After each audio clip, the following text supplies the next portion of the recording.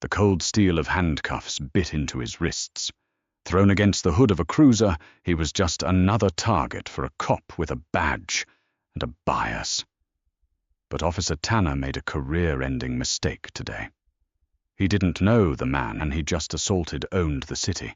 The November morning air in the city of Oak Ridge possessed a bitter, damp bite that seemed to seep directly into the bones.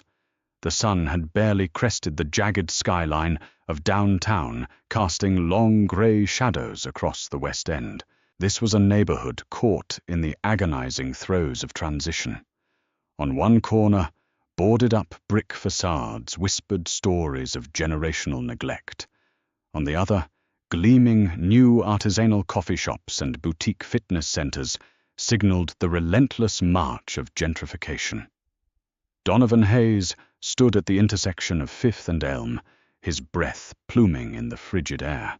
He was a tall, broad-shouldered man in his mid-40s, possessing a quiet, commanding presence that usually turned heads in boardrooms. Today, however, he was intentionally dressed down. He wore a faded grey collegiate hoodie, dark sweatpants, and well-worn running shoes. A dark woolen beanie was pulled low over his forehead. 3 days ago, Donovan had orchestrated one of the most stunning political upsets in state history, running on a grassroots campaign focused on police reform, infrastructure, revitalization, and economic equity. The former civil rights attorney had defeated the 3-term incumbent by a razor-thin margin to become the newly elected mayor of Oak Ridge. His face had been on every television screen and newspaper front page for 72 hours, but in a hoodie without his signature tailored suit and wire-rimmed glasses, standing in the shadow of a decaying low-income housing project, he was virtually unrecognizable. He was just another black man on a cold street corner. Donovan had come to the West End alone, deliberately leaving his security detail and transition team back at his downtown condominium.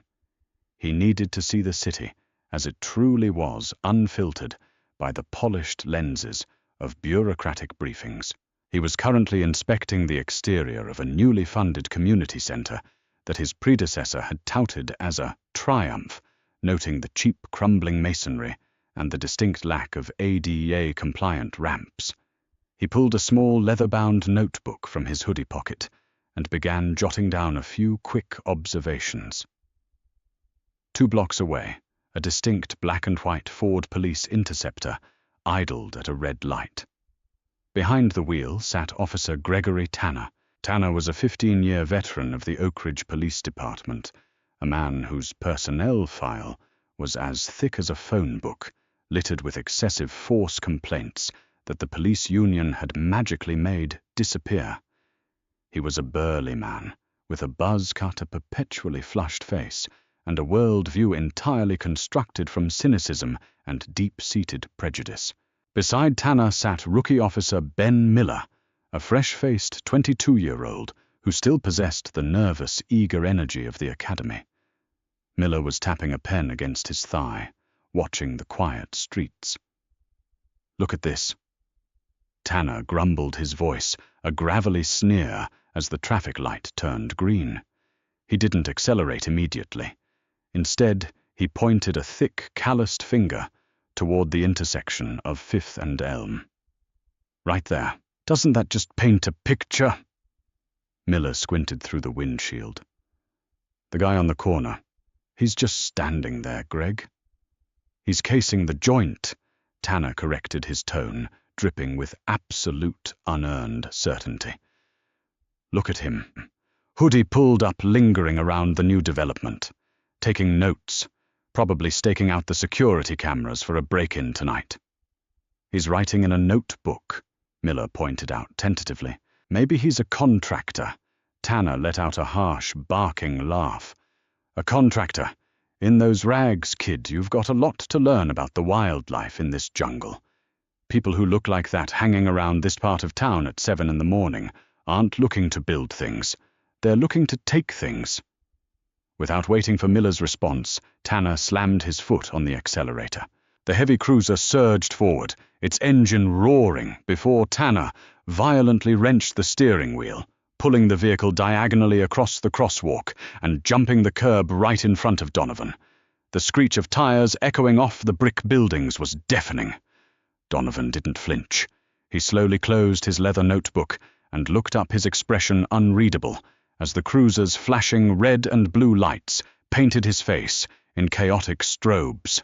Tanner kicked his door open, stepping out with his hand aggressively resting on the butt of his service weapon. "Hey, you keep your hands where I can see them." Donovan remained perfectly still. He slipped the notebook into his pocket and kept his hands visible, resting them casually at his sides. "Good morning, officer. Is there a problem?" His voice was deep resonant and entirely devoid of the fear Tanner expected and demanded. "I ask the questions," Tanner barked, storming up to Donovan. He stopped mere inches away, attempting to use his physical bulk to intimidate. "What are you doing here?" "I'm looking at this building," Donovan replied evenly. "Taking a walk in my city. Is standing on a public sidewalk a crime now?" "Don't get smart with me, boy." Tanner sneered, the racial slur hanging heavy and ugly in the freezing air. Miller, who had jogged up behind his partner, shifted uncomfortably at the word. "We've had a string of burglaries in this district. You fit the description." Donovan raised an eyebrow. "I fit the description. Which description is that, exactly?" "A middle-aged man in a grey sweatshirt. The description of a suspect." Tanner snapped his face, turning a deeper shade of red. He hated when they talked back. He hated the calm, articulate tone this man was using. It felt like a challenge to his authority.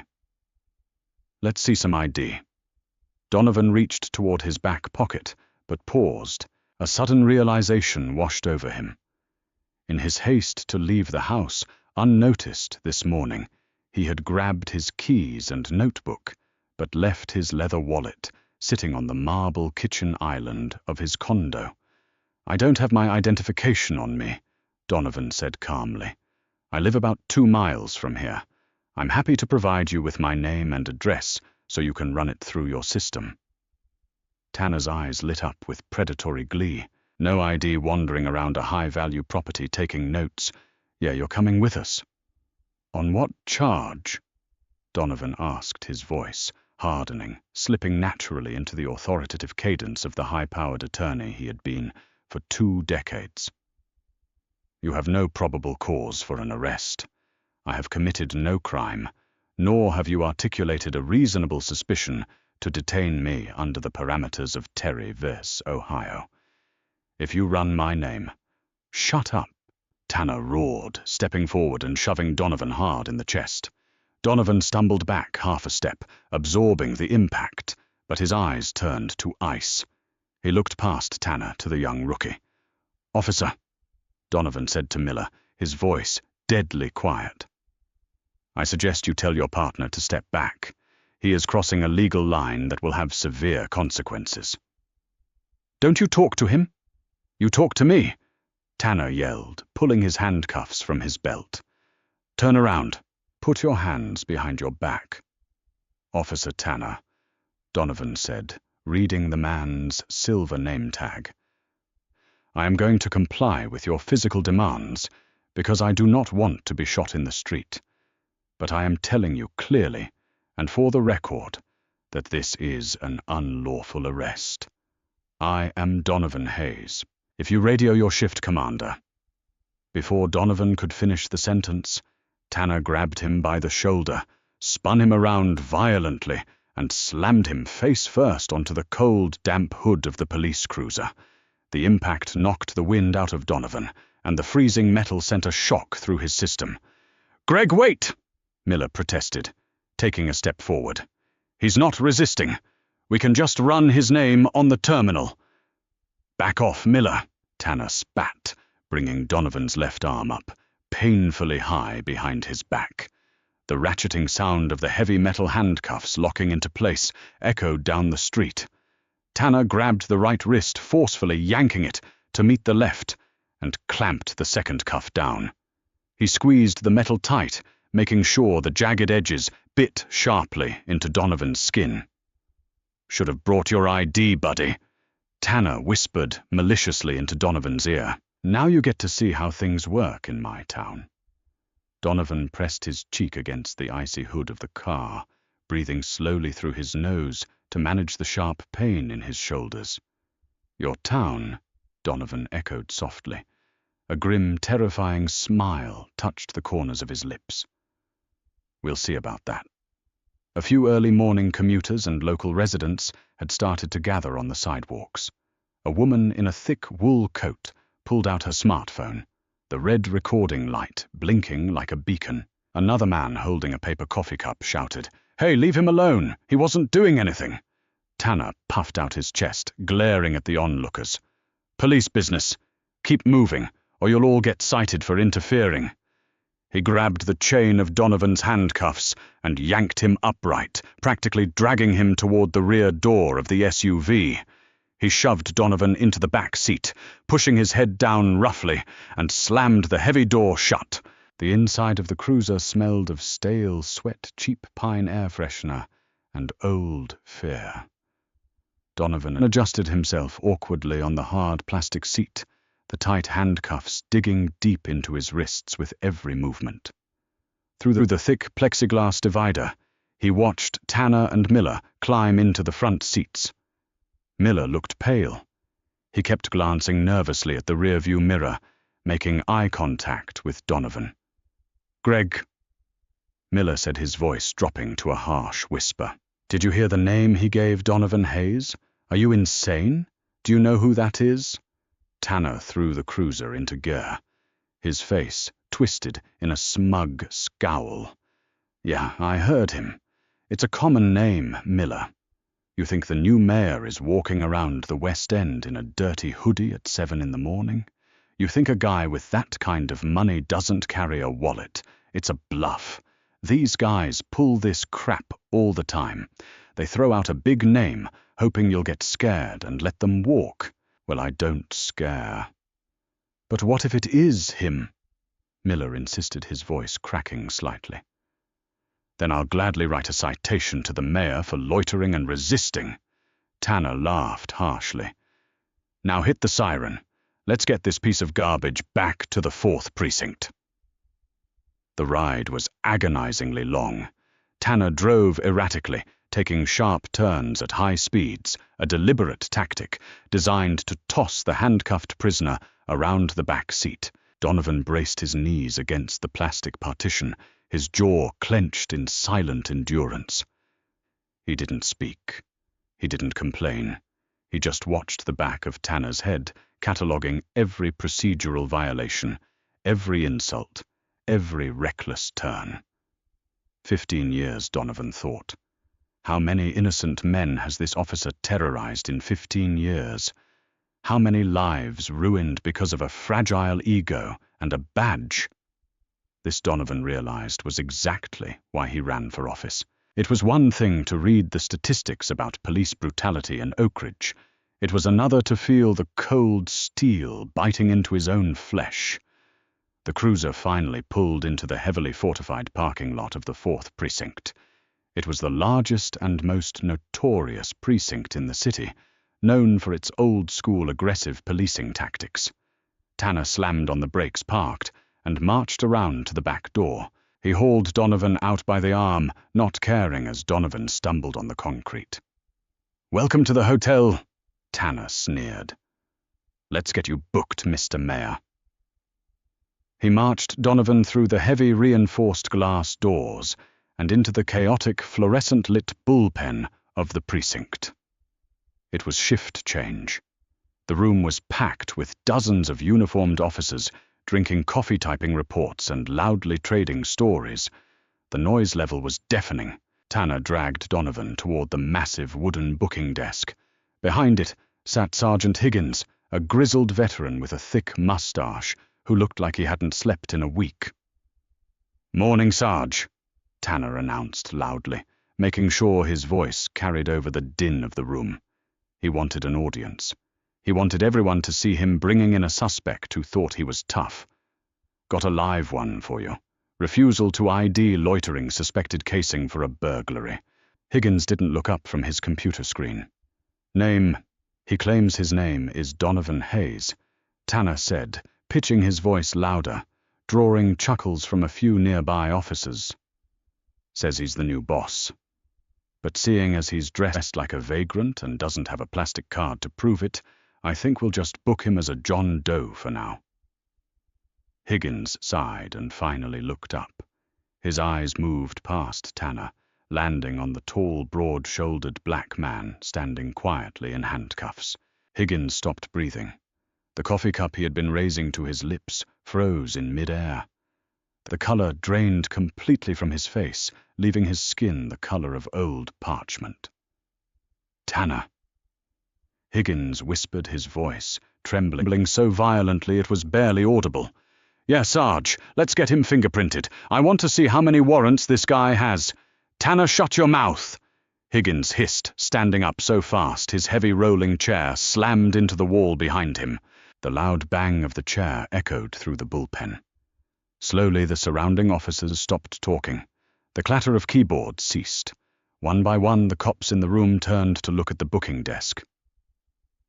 Sarge, what's the problem? Tanner asked, finally noticing the absolute horror plastered across his superior's face. Higgins didn't answer Tanner. Instead, he rushed out from behind the high wooden desk, his hands shaking as he reached for the keys on his belt. He approached Donovan as if approaching a live bomb. Mr. Hayes, Higgins stammered, sweat immediately breaking out on his forehead. Sir, I don't know what to say. Tanner blinked, looking back and forth between his sergeant and the prisoner. Sarge, what are you doing? It's a bluff. He's just some guy off the street. At that exact moment, the heavy oak double doors leading to the administrative offices slammed open. Standing in the doorway, flanked by two detectives and a frantic-looking city manager, was Chief of Police William Brooks. The chief was fully dressed in his Class A uniform, and his face was twisted in a mixture of panic and pure, unadulterated rage. Chief Brooks's eyes swept the frozen bullpen instantly, locking onto the sight of Donovan Hayes, the man who was scheduled to be sworn in as his absolute superior in exactly 6 days, standing in the center of the precinct, wearing a dirty hoodie and locked in a pair of police-issue steel handcuffs. The entire precinct fell dead silent. You could hear a pin drop on the linoleum floor. Chief Brooks began to march across the room toward them, his boots echoing like a death knell. Tanner looked at the chief, then looked back at Donovan. For the first time since the morning began, the arrogant smirk melted off Tanner's face, replaced by a creeping, icy dread as the impossible reality began to dawn on him. Donovan looked Tanner dead in the eye. I told you, Donovan said, softly, his voice echoing in the silent room. I told you it was an unlawful arrest. Opening hook. What happens when a corrupt cop's daily abuse of power collides with the city's ultimate authority?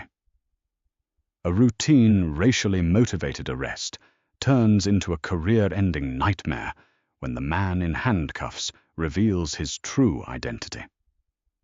Watch as the newly elected mayor of Oak Ridge delivers cold, swift and absolute, undeniable justice. The air inside the 4th Precinct bullpen grew thick and suffocating, as if the oxygen had been entirely sucked out of the room. Chief William Brooks, a man who had built a 30-year reputation on maintaining ironclad control over his department, looked visibly ill. The shiny brass stars on his collar seemed to catch the harsh, fluorescent light mocking the absolute breakdown of order currently standing before him. Get those handcuffs off him, Chief Brooks ordered. His voice was not a shout, but a low, dangerous rumble that carried the weight of a highly compressed explosive. Right. This. Second. Sergeant Higgins fumbled with his belt, his thick fingers slipping against the metallic edges of his key ring. He moved toward Donovan Hayes with the frantic urgency of a man trying to defuse a bomb with seconds left on the timer. The sharp click of the unlocking mechanism sounded like a gunshot in the perfectly silent room. Donovan slowly brought his arms forward. He rolled his broad shoulders, wincing slightly, as blood rushed back into his extremities. He looked down at his wrists. Angry, deep red indentations circled his skin, a physical testament to the aggressive force Officer Gregory Tanner had applied. Donovan did not rub them. He simply held his hands up slightly, allowing the chief and every other officer in the room to see the undeniable physical marks of police brutality. "Mr. Mayor," Chief Brooks stammered, taking a hesitant step forward. He swallowed hard, his Adam's apple bobbing in his throat. "Sir, I cannot begin to express the absolute magnitude of this error. I offer my deepest, most profound apologies. This is an egregious violation of protocol, and I assure you it will be handled immediately." Tanner's brain finally caught up to the terrifying reality unfolding before him. The color completely drained from his perpetually flushed face, leaving him a sickly, pallid gray.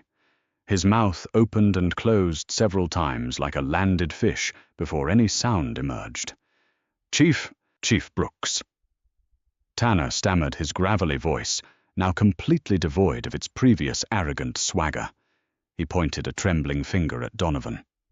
"He didn't have ID. He was loitering around the new West End Community Center, casing the building. He matched the description of a suspect. I was just doing my job following standard operating procedure." Donovan slowly turned his head to look at Tanner. The sheer intensity in the newly elected mayor's eyes made the veteran officer instinctively take a step backward. "Standard operating procedure." Donovan repeated his voice, echoing with the polished, devastating articulation of a courtroom prosecutor. "Is it standard operating procedure to approach a citizen who is standing still on a public sidewalk and immediately escalate to physical intimidation? Is it standard operating procedure to ignore a suspect's lack of resistance, physically assault them against the hood of a vehicle, and apply restraints with the deliberate intention of causing physical pain?" "You were resisting," Tanner lied, his voice pitching higher in a desperate panic. He looked around the bullpen, pleading for backup from his fellow officers, but everyone actively avoided his gaze.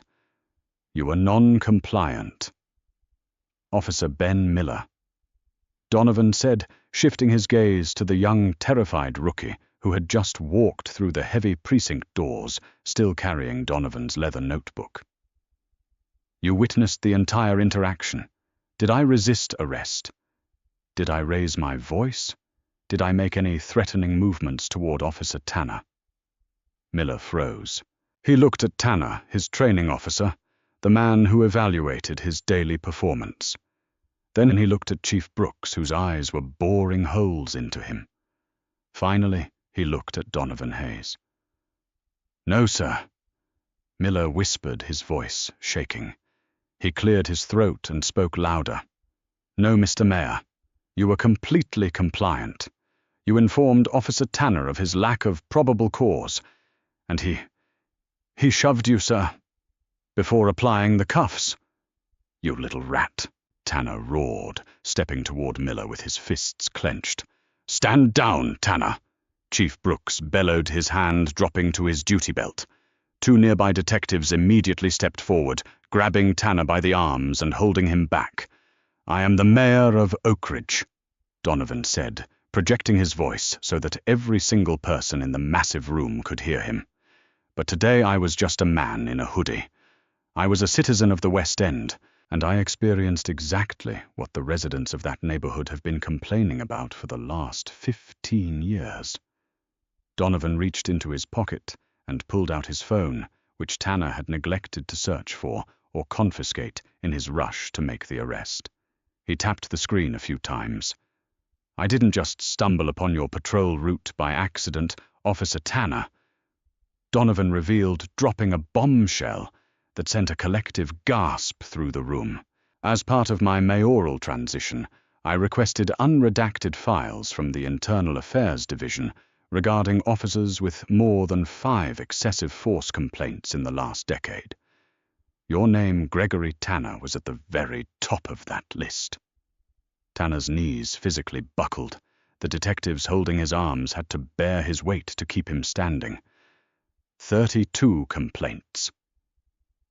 Donovan continued reading directly from the digital file on his phone. 32 separate incidents of alleged racial profiling, excessive force, and unlawful detainment. And yet, due to union loopholes and administrative cowardice, you are still patrolling the streets. I went to the West End this morning, specifically to observe the policing in your district. I just didn't expect you to provide me with a first-hand demonstration quite so quickly. Chief Brooks looked utterly defeated. Mr. Mayor, I swear to you, the Union does not run this city. Chief, Donovan interrupted sharply. I do, and effective the moment I take my oath of office on Friday, the era of turning a blind eye to bad badges is over. Donovan pointed directly at Tanner. Officer Gregory Tanner, you are an absolute disgrace to the uniform you wear. You are a danger to the citizens you are sworn to protect. Chief Brooks turned to the desk sergeant. Higgins, strip him of his badge and his service weapon. Officer Tanner is suspended without pay, effective immediately pending a full criminal investigation by the State Attorney General's office. You can't do this, Tanner screamed as the detectives began removing his utility belt.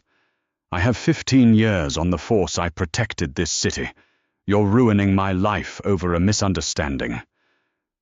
You ruined your own life, Gregory, Donovan replied coldly. You built a career on terrorizing people who you thought had no voice. You just finally picked on someone who does. 6 days later, the atmosphere in downtown Oak Ridge was entirely electric. Despite freezing November temperatures, thousands of citizens gathered in the plaza outside City Hall. The massive stone building was draped in patriotic bunting, and a large wooden stage had been erected on the wide concrete steps. Donovan Hayes stood at the podium, his right hand raised proudly, his left hand resting on a worn leather Bible held by his wife. He wore a sharply tailored navy blue suit, looking every inch the powerful, commanding leader he had been elected to be. And I will faithfully discharge the duties of the office of Mayor of Oak Ridge, so help me God. Donovan finished his voice, booming over the massive speaker system. The crowd erupted into deafening cheers.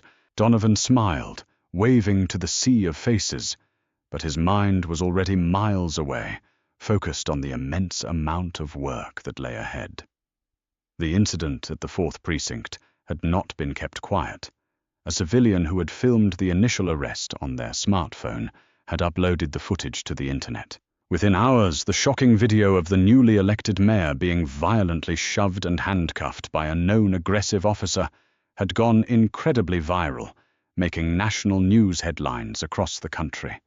The sheer public outrage had provided Donovan with an unprecedented mandate for immediate sweeping reform. Sitting in the front row of the VIP section was Chief William Brooks. He looked significantly older than he had a week ago. Next to him sat Rookie Officer Ben Miller, wearing a pristine dress uniform. Miller had spent the last 3 days giving exhaustive depositions to federal investigators, completely breaking the precinct blue wall of silence. He had meticulously detailed Gregory Tanner and his long history of racial profiling, falsified reports, and quota-driven harassment. Because of Miller and his brave testimony, the State Attorney General had officially indicted Gregory Tanner on multiple felony counts, including deprivation of rights under color of law, aggravated assault, and official misconduct. Tanner was currently sitting in a cold county jail cell, completely denied bail awaiting a trial that promised to permanently end his freedom.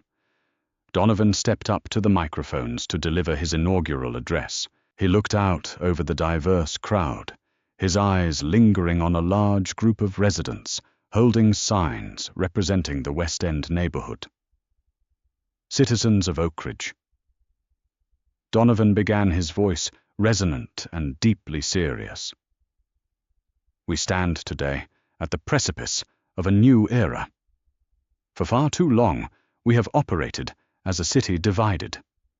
A city where the zip code you live in or the clothes you wear dictates the level of respect and protection you receive from the very institutions designed to serve you. He gripped the edges of the podium tightly. Many of you have seen the video of what happened to me last week in the West End. You saw a citizen stripped of his dignity, assaulted, and unlawfully detained. But I want you to understand something crucial. What happened to me was not an anomaly. It was a Tuesday. A heavy, poignant silence fell over the massive crowd. It was a Tuesday for the thousands of marginalized citizens who have endured that exact same treatment without the shield of a mayoral title to save them. Donovan continued, his voice rising in passionate intensity. That ends today. I am announcing the immediate formation of the West End Initiative. We are reallocating 15% of the police department budget directly into community outreach, mental health crisis intervention, teams, and independent civilian oversight. The crowd erupted again, the loud cheers echoing off the surrounding skyscrapers. Furthermore, Donovan said, looking directly at Chief Brooks and Officer Miller, we are implementing a strict zero-tolerance policy for excessive force. The badge is a symbol of public trust, not a license for personal tyranny. Those who honor the badge, like Officer Ben Miller, who bravely stood up for the truth, will be elevated and commended. Those who abuse it will be prosecuted to the absolute fullest extent of the law. Later that evening, Donovan stood quietly back in the West End. Uncapping his pen, he began to write the blueprints for change. If this incredible story of accountability and justice resonated with you today, please hit that like button and share this video to spread the important message. Subscribe to our channel and ring the notification bell so you never miss another thrilling real-life drama. Your continued support helps us bring more powerful, eye-opening stories to light every single week. Drop a quick comment below with your thoughts on this right now.